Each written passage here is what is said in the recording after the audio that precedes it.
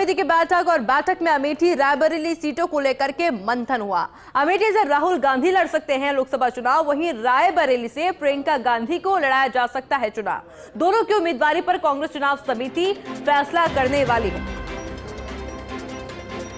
यानी कि देखिए, दिल्ली में कांग्रेस चुनाव समिति की बैठक और बैठक में अमेठी रायबरेली सीटों को लेकर के मंथन हुआ।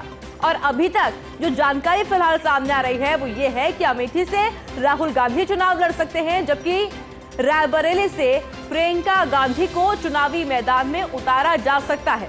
दोनों ही उम्मीदवारी पर कांग्रेस चुनाव समिति फैसला करने वाली है। हालांकि अभी तक जो सूत्र जानकारी दे रहे हैं वो ये है कि रायबरेली से प्रियंका गांधी चुनावी मैदान में होंगी, जबकि अमेठी से राहुल गांधी चुनाव लड़ सकते हैं। लोकसभा चुनाव को देखते हुए लगातार एक्टिव मोड में है कांग्रेस पार्टी। बैठकों का दौर लगातार चल रहा है। किसको कहां से चुनावी मैदान में उतारा जाए, इसको लेकर मंथन जारी है। और दिल्ली की तस्वीर भी हम आपको दिखा रहे हैं किस तरह से तमाम बड़े दिग्गज बैठक के लिए पहुंचे और बैठक में लगातार मंथन चला। अमेठी और रायबरेली की सीट को लेकर कई देर तक मंथन हुआ और उसके बाद अब तक जो जानकारी फिलहाल सामने आ रही है वो ये कि राहुल गांधी अमेठी से चुनाव लड़ सकते हैं, जबकि प्रियंका गांधी को रायबरेली से चुनावी मैदान में उतारा जा सकता है। हालांकि आखिरी फैसला चुनाव समिति के द्वारा किया जाएगा। और फिलहाल ये लगातार तस्वीरें हम आपको दिखा रहे हैं कि किस तरह से लगातार दिग्गज बैठक के लिए पहुंचे और ग्राफिक्स के माध्यम से ये चुनावी समीकरण भी आपको दिखा रहे हैं कि निर्वाचन क्षेत्र रायबरेली असल में कांग्रेस का गढ़ है। सोनिया गांधी रायबरेली से 5 बार सांसद रही है। 1999 से लगातार सोनिया गांधी सांसद वहां से चुनी गई है। 3 बार कांग्रेस को हार का सामना भी हालांकि करना पड़ा। रायबरेली लोकसभा क्षेत्र 5 विधानसभा क्षेत्र में आता है। ग्राफिक्स के माध्यम से पूरा समीकरण हम आपको समझा रहे हैं सीट का।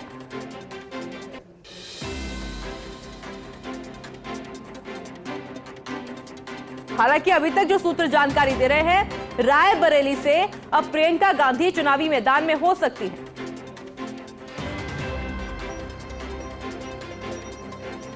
और वहीं देखिए, प्रधानमंत्री नरेंद्र मोदी ने महाराष्ट्र के कोल्हापुर में जनसभा को संबोधित किया।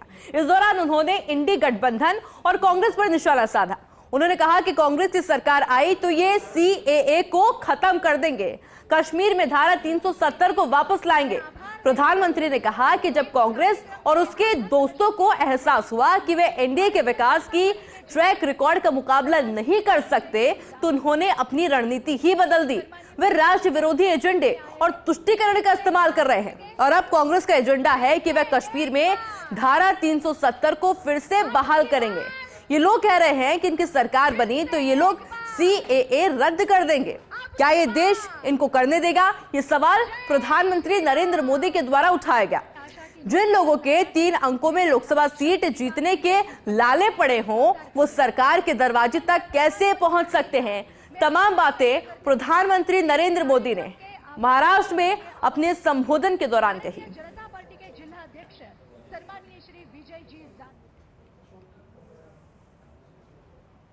ये लोग कह रहे हैं कि इनकी सरकार बनी तो ये लोग सीएए कानून रद्द कर देंगे।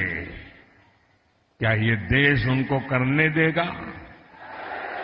और अगर करने जाएंगे तो उनकी हालत क्या होगी, उनको पता है क्या? अब आप मुझे बताइए, जिन लोगों के 3 अंकों में लोकसभा सीट जीतने के लाले पड़े हो, क्या ये इंडिया अलायंस वाले सरकार के दरवाजे तक भी पहुंच सकते हैं क्या? कांग्रेस पार्टी और उसके दोस्तों को ये एहसास हुआ कि वो विकास के ट्रैक रिकॉर्ड में एनडीए की बराबरी नहीं कर सकते, उन्होंने अपनी रणनीति बदल ली। इसलिए इंडिया अलायंस वालों ने खुलकर देश विरोधी एजेंडा और तुष्टीकरण के हथकंडों का इस्तेमाल करना शुरू कर दिया है। देश और इंडिया अलायंस ने देश विरोधी और नफरत की राजनीति के दो सेल्फ गोल कर लिए हैं और इसलिए ये पक्का हो गया है, फिर एक बार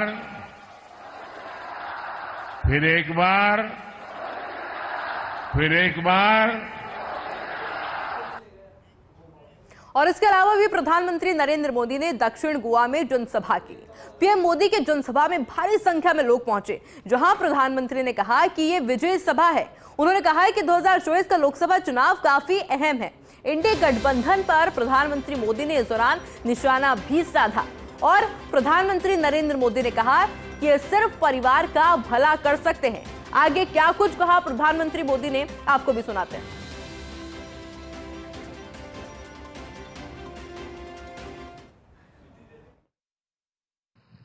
बिना किसी भेदभाव सभी सरकारी योजनाओं का लाभ मिलना चाहिए और हमारा गोवा तो इस सैचुरेशन अप्रोच का बेहतरीन मॉडल है। हमारे प्रमोद सावंत जी के नेतृत्व में उनकी पूरी टीम ने सैचुरेशन अप्रोच को जिस प्रकार से जमीन पर उतारा है, यहां टॉयलेट कवरेज कितनी है 100%, यहां बिजली कवरेज कितनी है 100%, यहां एलपीजी कवरेज कितनी है 100%, यहां नल कनेक्शन कितने हैं 100%। और यही तो सच्चा सेक्युलरिज्म है। लोकसभा चुनाव के तीसरे चरण में केंद्रीय गृह एवं सहकारिता मंत्री अमित शाह आज से 3 दिनों तक गुजरात दौरे पर हैं। पहली जनसभा पोरबंदर लोकसभा क्षेत्र के कुमार छात्रालय में की गई। इस दौरान उन्होंने कांग्रेस पर जमकर निशाना भी साधा।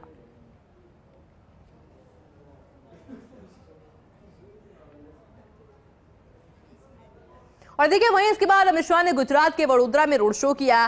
भाजपा प्रत्याशी डॉक्टर हेमांग जोशी के समर्थन में रोड शो निकाला। इस दौरान शाह के रोड शो में भारी भीड़ पहुंची और जगह जगह पुष्प वर्षा कर अमित शाह का भव्य स्वागत भी किया गया।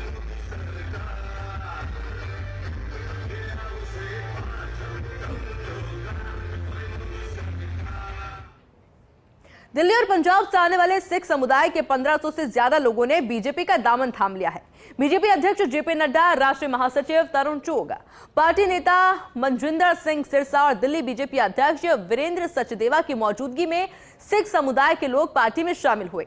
इस मौके पर बीजेपी अध्यक्ष जेपी नड्डा ने कहा कि हम जानते हैं कि हमारे सिख भाइयों ने किस तरीके से देश के लिए अपनी कुर्बानी दी, देश के लिए बलिदान दिया। देश पर जितने भी आक्रमण हुए उन सबको मुंह तोड़ जवाब देने और विजय हासिल करने में सिख भाइयों का बहुत बड़ा योगदान है। उन्होंने कहा कि ऐसे सिख कौम के लोग बीजेपी में शामिल हो, ये हमारे लिए गौरव और खुशी की बात है।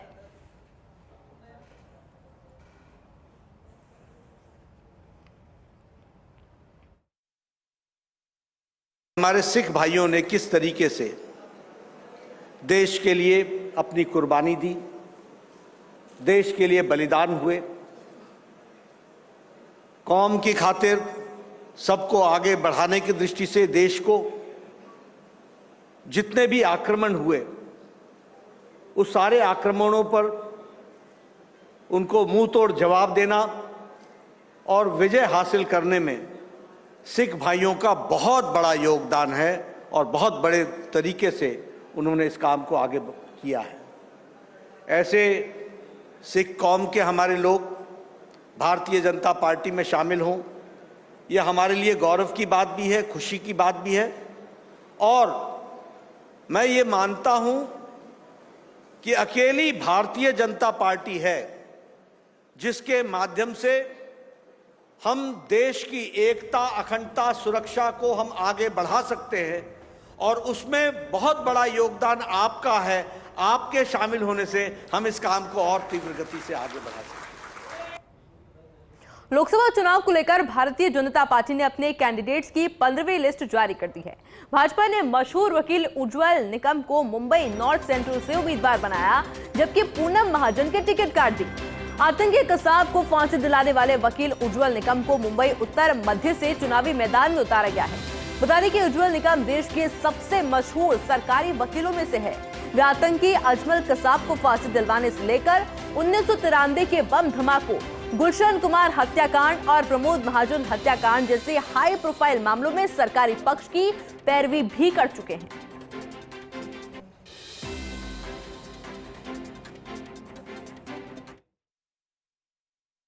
मुझे ये पता है कि राजनीति ये मेरे लिए नई है, लेकिन आपके माध्यम से सभी को बताना चाहता हूं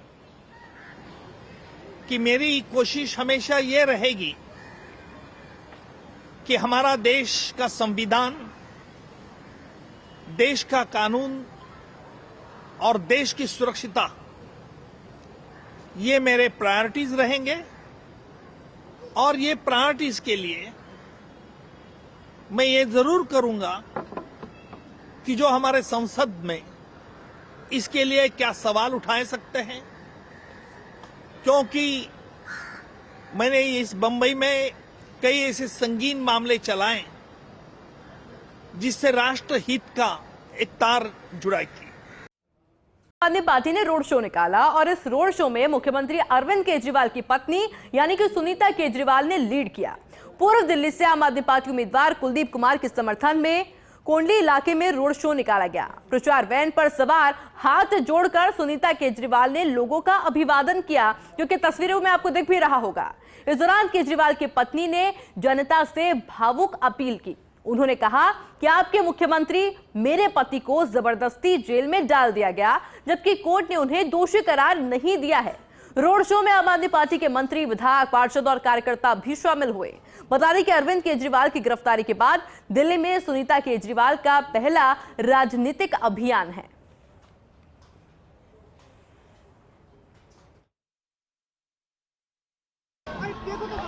आपके मुख्यमंत्री मेरे पति अरविंद केजरीवाल को इन्होंने महीने भर से जबरदस्ती जेल में डाल दिया। अभी तक किसी कोर्ट ने इनको दोषी नहीं कहा। कह रहे जांच चल रही है। अगर जांच 10 साल चलेगी तो क्या 10 साल जेल में रखेंगे?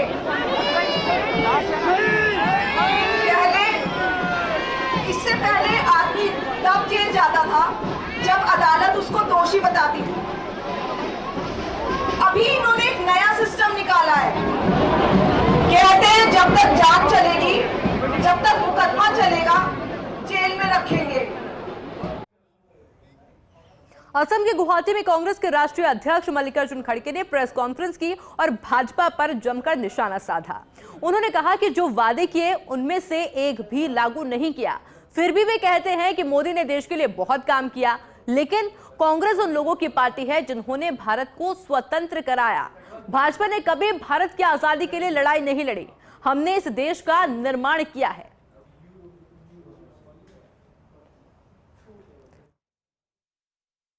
आप लेवल प्लेइंग ग्राउंड नहीं दे रहे, अपने को जो चंदा देता है उसको धंधा भी दे रहे हैं। आप कॉन्ट्रैक्ट दे रहे हैं, उनको बुला के डरा रहे हो उनको, और उनसे चंदा मांग रहे।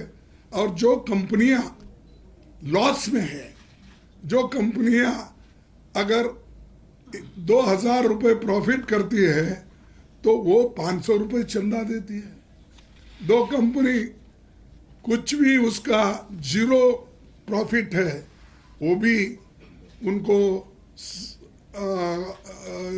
100 करोड़ 50 करोड़ देती है। ये मुद्दा हम उठाए, इसीलिए हम कह रहे हैं कि ये लूट है। एक इलेक्ट्रल बॉन्ड के नाम से ट्रांसपेरेंसी रहेगी, समझकर आपने जो बोला है वो तो एक लूट है। एक तरह से बुला बुला के आप उनको चंदा पूछ रहे हो, डरा रहे हो। अगर कोई चंदा नहीं देता उसको पिछले के आंकड़े दिखाकर ये देखो आपने ऐसा किया वैसा किया, अगर नहीं देंगे आप अंदर डालेंगे। लोकसभा चुनाव के तीसरे चरण में राहुल गांधी, प्रियंका गांधी समेत कांग्रेस के कई नेता गुजरात में प्रचार करेंगे। प्रियंका गांधी ने वलसाड़ के धर्मपुर में कांग्रेस कैंडिडेट अनंत पटेल के समर्थन में जनसभा कर कांग्रेस के चुनाव प्रचार का आगाज किया। इस दौरान उन्होंने आरोप लगाया कि भाजपा लोकतंत्र को कमजोर करना चाहती है। वहीं कहा कि कांग्रेस पार्टी के घोषणा पत्र की इस बार बहुत चर्चा है। इस बार हमने इसे न्याय पत्र का नाम दिया क्योंकि हम देख रहे हैं कि पिछले 10 सालों से बड़ी बड़ी बातें की गई, लेकिन आपके जीवन में कुछ भी बदलाव नहीं हुआ। राहुल गांधी ने एक न्याय यात्रा निकाली, ये कहने के लिए कि अब देश को न्याय चाहिए क्योंकि आपके साथ अन्याय हो रहा है।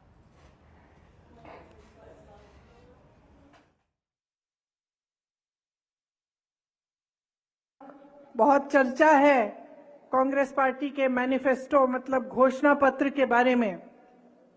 इस बार हमने इसे न्याय पत्र का नाम दिया है।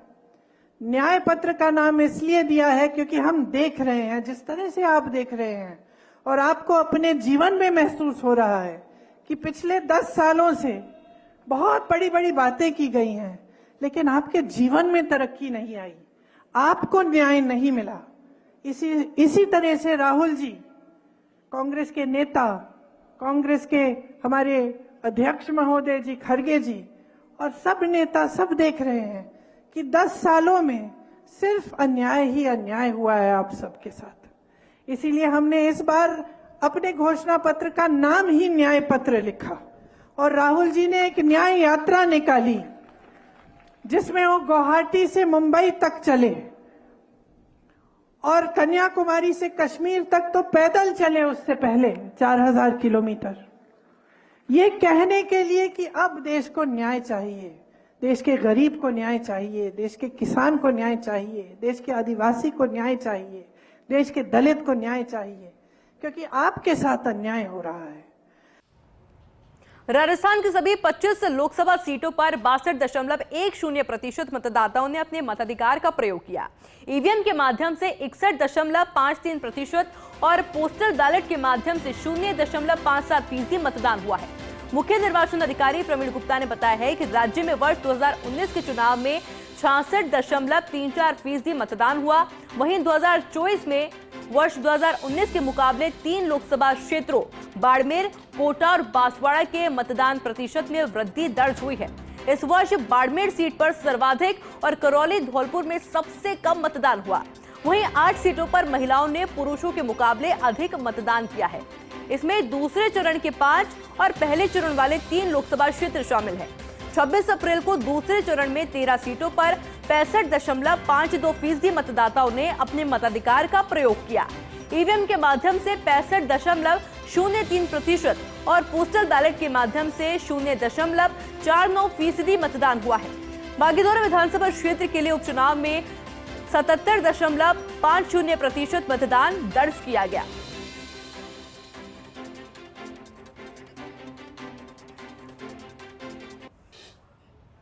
और चलिए इसी के साथ फिलहाल इस बुलेटिन में इतना ही। आप देखते रहिए फर्स्ट इंडिया न्यूज।